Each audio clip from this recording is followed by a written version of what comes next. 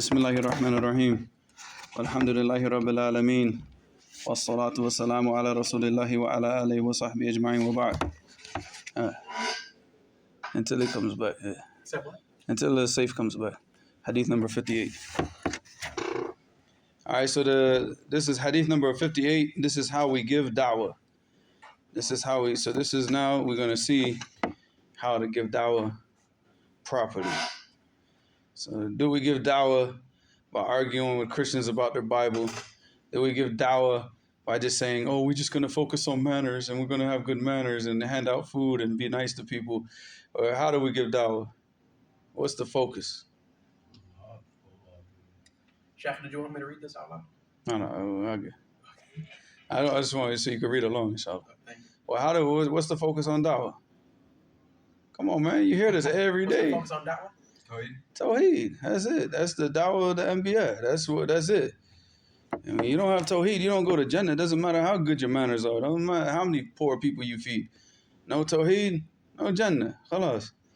So this is how we give da'wah. And Mu'adh radiallahu anhu qala ba'athani Rasulullah sallallahu alayhi wa sallam faqala. So here, this is narrated by Mu'adh, so I'll just go little by little because this hadith is a little bit longer.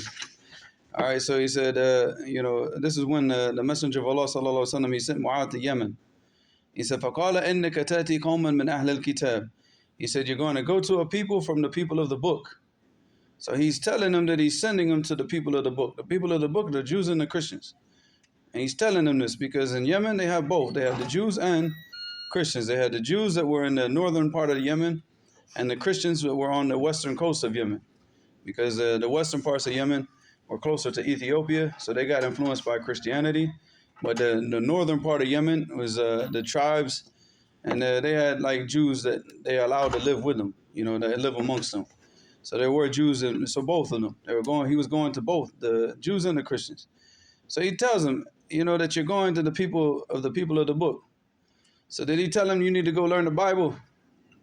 You need to go study the Bible and learn all these mistakes in the Bible so you can go argue with them? No, he didn't do that, did he? He said, فَدَعُوهُمْ.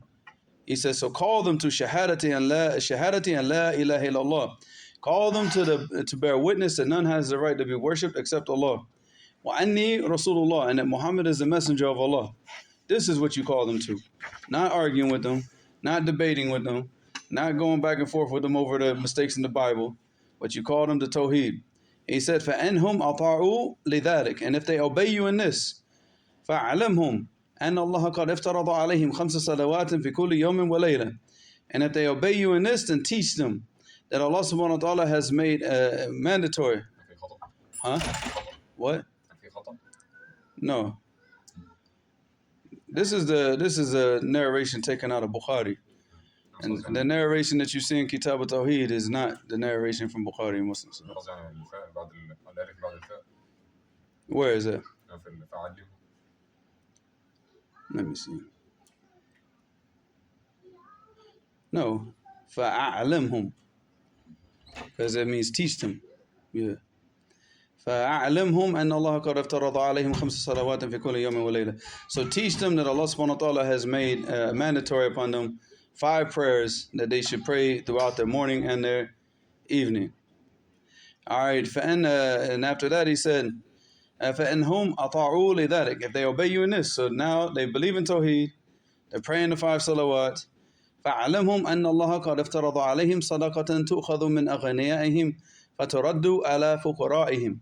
Then inform them that there is a charity that's taken from their rich and distributed amongst their poor, which is the zakat. And then after that, so now those are the things that he told them to go and teach the people. Not argue. He said, go inform them and teach them. And if they accept this, if they accept the Tawheed, go to the Salat. If they accept the Salat, then go to the Zakat.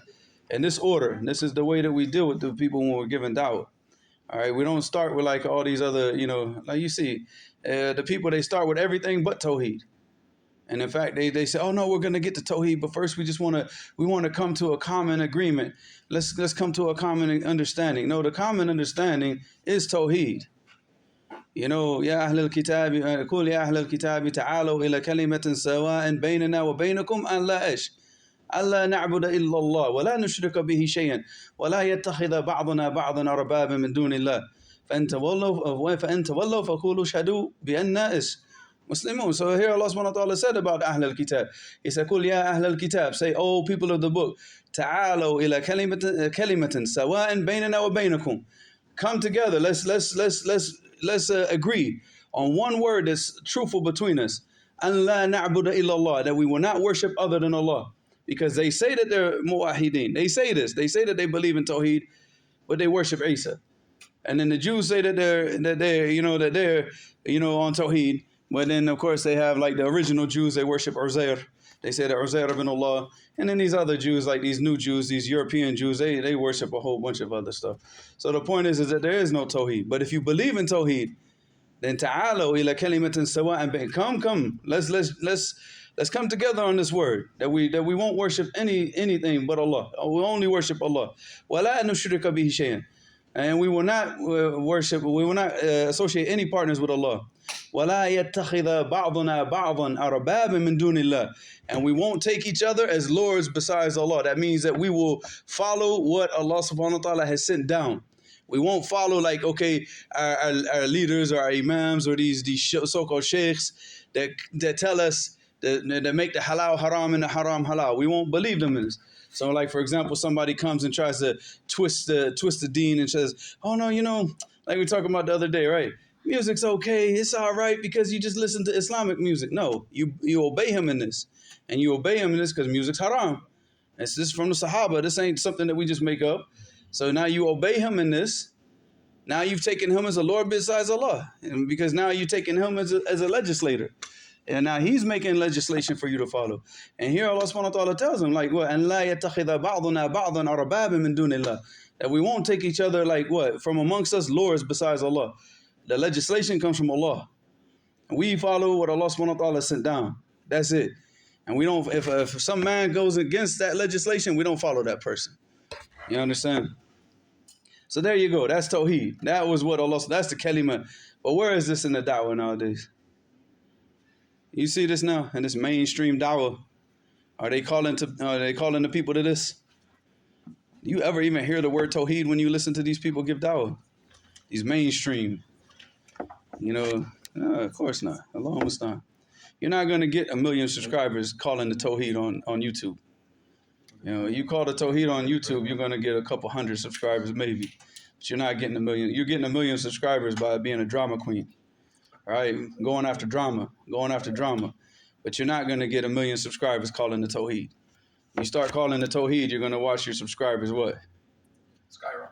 And it's sky drop. Not skyrocket, sky drop. Yeah, like a rocket dropping out of the sky. Yeah. But all right, after that he said, فَتَرَدُّوا عَلَى فُقَرَائِهِمْ فَإِنْهُمْ أَطَاعُوا لِذَلِكَ. So if they obey you in that, فَإِيَّاكَ وَكَرَائِمَ أَمْوَالِهِمْ. Then beware of taking from the best of their wealth. If you're taking the charity from the people, you don't take from the best of their wealth, and you don't take from the worst of their wealth. You take from the middle. He said, وَقَرَائِمَ أَمْوَالِهِمْ وَاتَّقِي دَعْوَةَ الْمَظْلُومِ, and fear Allah subhanahu wa ta'ala with the dua of the oppressed person. He said, فَإِنَّهُ لَيْسَ بَيْنَهَا وَبَيْنَ اللَّهِ حِجَابٍ. Because he said there's no partition between that dua, the person making that dua, and Allah subhanahu wa ta'ala. And that means that Allah subhanahu wa ta'ala will answer that dua. So be very, very wary of oppressing people, because that dua of the oppressed, and he's telling this to Mu'adh, because he's putting them in a position of what? A position of authority. So he's telling them, like, don't mistreat the people, and don't take their good wealth. Treat them fairly, and make sure that you do justice to them, because when they make dua on you, you're not going to be happy. So Allahumma musta'an. So this hadith is in Muttafaqun alayhi in Bukhari and Muslim. So we got to end this now because we got to pray Maghrib. Wa ilahana subhanaka wa bihamdika ashhadu an la ilaha illa anta astaghfiruka wa atubu ilayk.